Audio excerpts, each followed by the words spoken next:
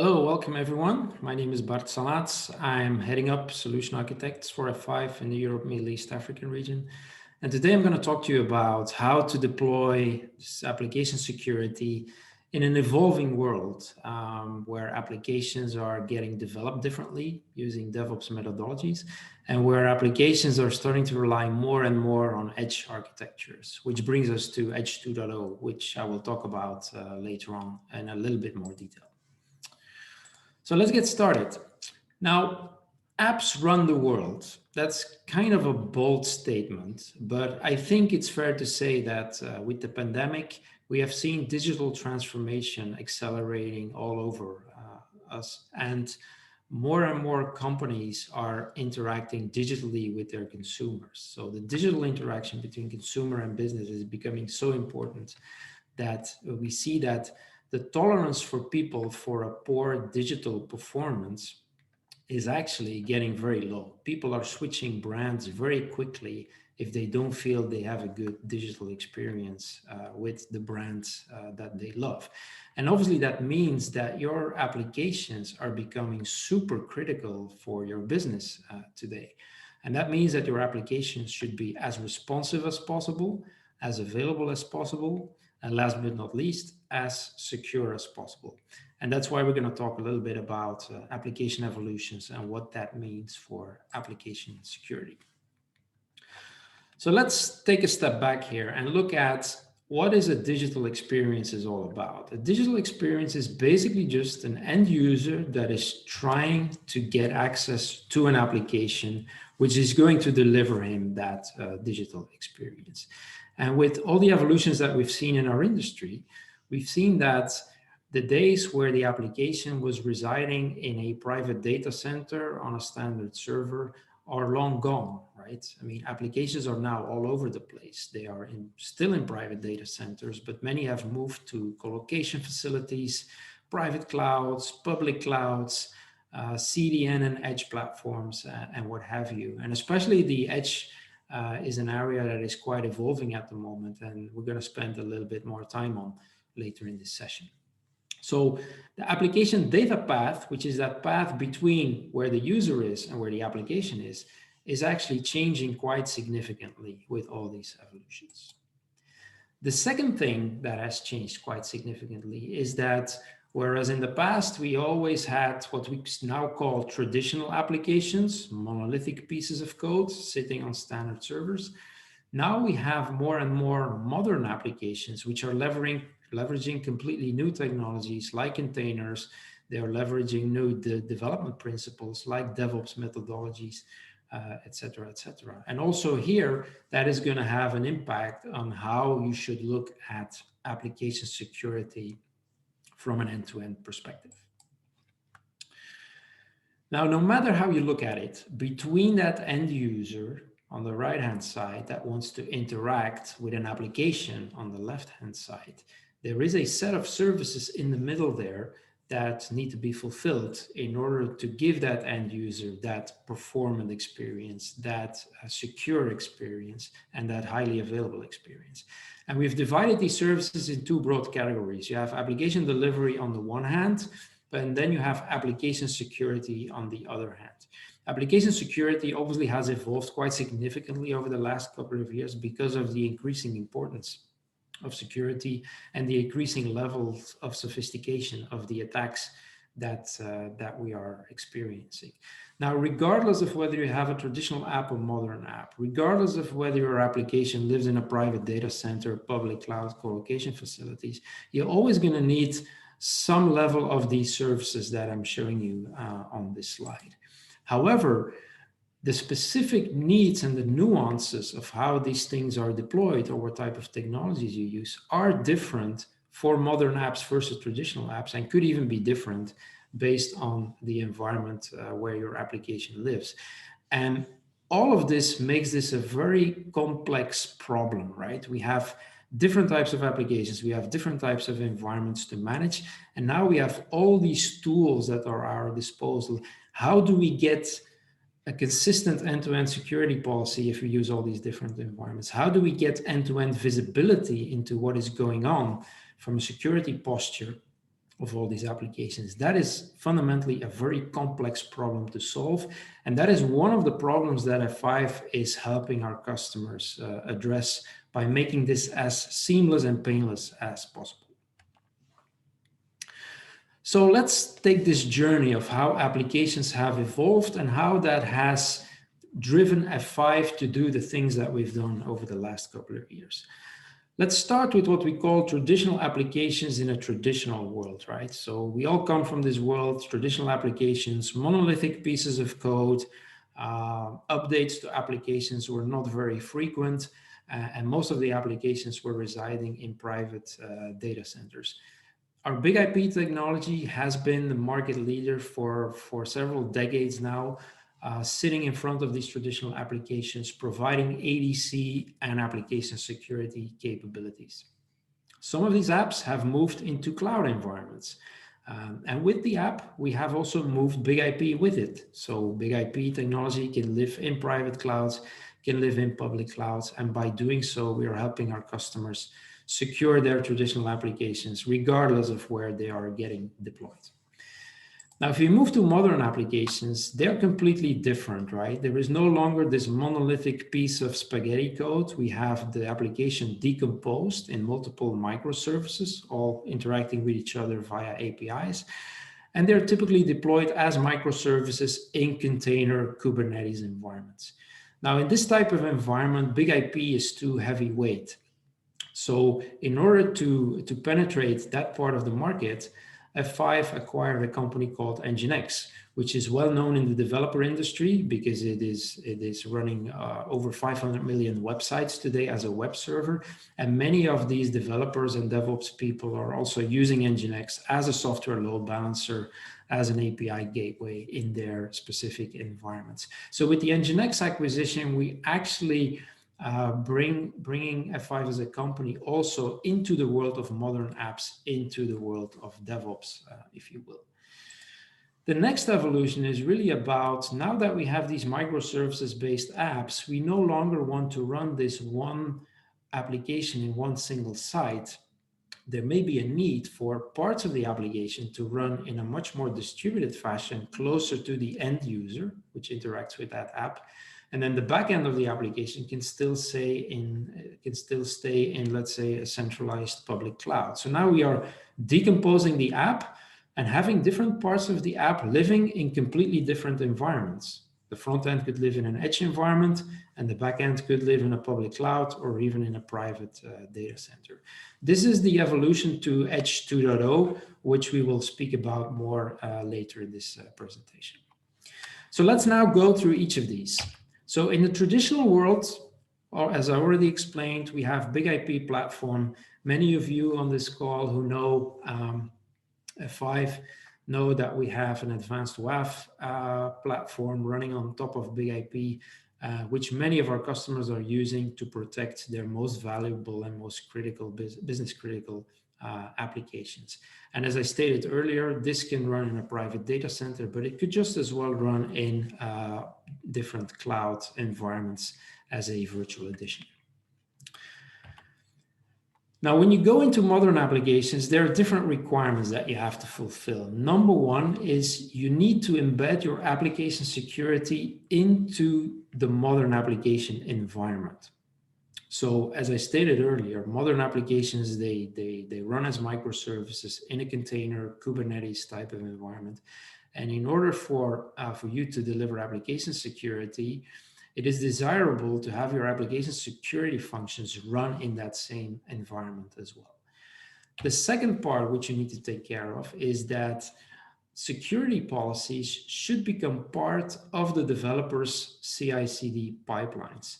The thing is, with DevOps methodologies, the rate at which new applications are being brought to market and the rate at which applications are getting updates is going so fast that our traditional principles of applying security by means of sending IT tickets to the security team is no longer feasible, right? It's going to slow down things quite considerably, and it's going to frustrate everybody in the organization.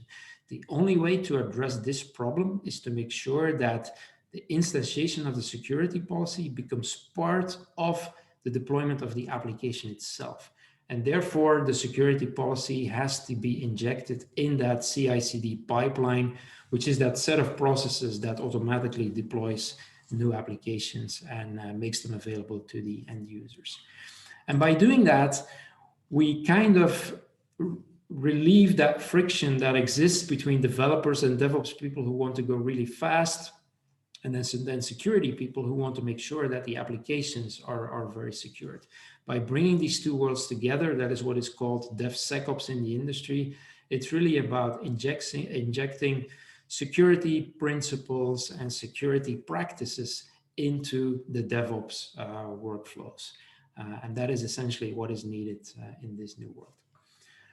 Now, these are things that we took into account when we developed our solutions, and that is exactly what we did with NGINX. So as I said, with the NGINX acquisition, we entered the arena of modern apps by means of a very lightweight, low footprint software load balancer, API gateway, reverse proxy, used by many, many people in the development industry.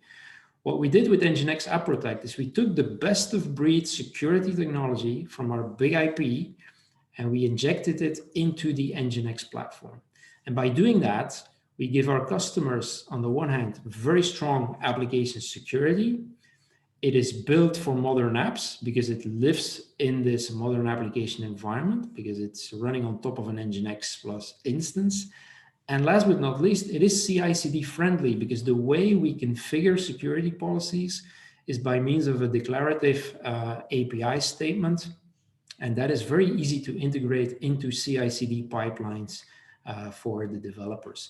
So this is actually the first example of how we bring some of our state-of-the-art security technology from the big IP side of the F5 house into the NGINX platform. Now, bringing the technology in the NGINX platform is one thing. The other thing is obviously having the ability to manage a large estate of NGINX instances running this application security, right? NGINX Controller is one of these things that F5 has been focused on very much as well, making it easier for our customers to manage their large estate of NGINX Plus instances. And initially, the platform was really aimed to help you centrally configure ADC proxy policies. It allows you to do API management. It obviously gives you analytics and visibility into what is going on in your estate of NGINX instances. And now with the introduction of NGINX App Protect, we obviously also added a security component to NGINX Controller. So now that you can centrally manage your security policies and you can push them down to the NGINX Plus instances that you have running either in your private data center or in your public clouds.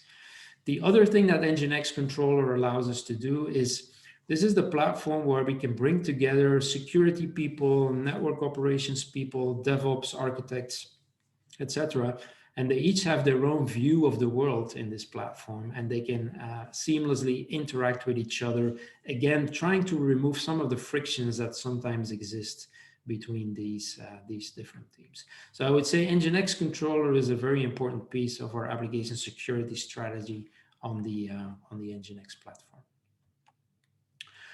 Let's shift gears now and talk about edge computing. If you go a little bit back in history, the first incarnation of what we could call edge, and let's call it Edge 1.0, is the birth of the CDNs, right? I mean, when people started doing video streaming or doing large file downloads, etc., it became obvious that you can't just keep all that content in a very central site and have everybody download and view the same thing from a very central location. So there was a clear need to distribute content, cache content closer to the end user. That was the birth of CDN services. And that was very well in those days. It was purely based on static content. We had CDN providers that built international backbones with lots of POPs, and content was distributed all the way to the edge of their specific network. With Edge 1.5, we added some security capabilities to it. So more and more of the CDN providers started adding security functions as well, which you could consume as a SaaS service. But also we started to see more and more distributed applications. So now it was not only just content caching, but it was parts of the application that could be running on an edge compute side, which makes it, again, the application which brings it closer to the end user, and which obviously brings benefits in terms of performance that you get from the application. The downside of the model is still that one, most of the developers had to rewrite part of the code to run on that particular edge platform. And second, you would still be confined to the boundaries of what that edge CDN provider would have built in terms of network. You couldn't go any further than the edges of their network. That is exactly the problem that we, together with Volterra, which is our latest acquisition, are trying to solve. First of all, we do not want or we do not require developers to rewrite parts of their code to run on this platform. No, it's going to run as a Kubernetes environment. People will have the look and feel of running a local Kubernetes environment whenever they deploy things on the Volterra platform. And second, we do not want people to confine to the boundaries of the Volterra network. Volterra has a software stack which is completely portable. So we allow you to run the same software stack either in a public cloud if you want to do more centralized things, or in a distributed edge environment of your own if you wish to do so. And by doing that, we can infinitely scale the Volterra network to whatever locations that our customers need it to scale to. We believe that that brings a completely new dimension to the edge market, and that is why we call this the Edge 2.0 paradigm. And the Edge 2.0 paradigm is really what's going to allow you to deploy distributed applications. Today, when we talk about distributed applications, we really talk about distributing the application up to the boundaries of the edge or the CDN provider. As you can see with this type of platform, we can go to a physical edge or even to a nomadic edge, which really goes very, very close to the end users. Manufacturing plants can run the Volterra stack in their own manufacturing environments. And we have seen a lot of use cases where this provides a lot of benefits. So as you can see, there is the Volterra global network in the middle, and then the same software stack that we run inside the Volterra network, we can port it into public cloud, into a private data center, and into whatever type of edge environment that you wish to run. It has three major components. There is the Volt Mesh. That is actually the layer 3 to layer 7 networking and security functionalities that we can provide, either, again, from the Volterra network or running into the environment of your choosing. The Volt Stack is actually the CaaS or PaaS platform that really is going to host the applications and for wherever you want to deploy them. And the look and feel of that platform is it looks like a virtual Kubernetes environment, which spans from the Volterra network all the way into the environments you want. On top of that, we have Volt Console, and that is a SaaS-based central management platform for which you can control your entire set of sites that you want to use for deploying and securing your applications. If we just take a simple example, let's take the example of a centralized application deployment. And there's two examples here. One is a modern application deployed in Azure. And here, the customer wants to deploy application security in front of it. And the customer wants to do it completely in a self-managed fashion. For that, we have the Nginx App Protect, as we stated earlier, right? It can run in any type of cloud. Your DevOps developer people know how to operate it, and you instantiate whatever application security policy you want. Alternatively, you could consume it as a SaaS service, and then it would be actually a Volt Mesh instance that gets instantiated in your public cloud. And from there, you can consume a security service in a SaaS-based model. So these are the two different types of things you can do. Obviously, you could run a big IP with web application firewall in this type of environment as well. But as stated earlier, that is more suited for traditional applications. If we now take this further down and we say like, okay, let's take this modern app that we deployed in the top side of this picture, and we want to deploy it in a distributed fashion where parts of the application, the front end, we want closer to the end user, and the back end, we want to keep that in the AWS environment. So with with Vault Console, you now have complete visibility of all the sites that you want to manage. And with the click of a button or with a simple API call, you can start deploying parts of the apps wherever you want in all these different environments. You have the Volterra POPs, you have your public clouds, you could even have your own private sites added to this network if you want to. And then when you deploy the app, in addition with Vault Mesh also being instantiated there, you can also immediately instantiate whatever software load balancing capabilities you need, whatever application security capabilities you need, and the system will automatically take care of that for you. You don't need to learn the underlying specifics of how to configure certain things in AWS or how to configure certain things in your private data center. The Volterra platform provides that additional abstraction layer, which makes it super easy to deploy. Of course, you have your security policies deployed in front of the front-end application, but at the same time, the front end of the application needs to securely interconnect with the back end of that application. And that part of the security policies is also fully managed by the Volterra network. So as you can see, if you need to start doing all these things manually in different environments, things can become very complex. With the Volterra network, we take away a lot of the complexity of deploying applications across a distributed cloud platform, as we call it.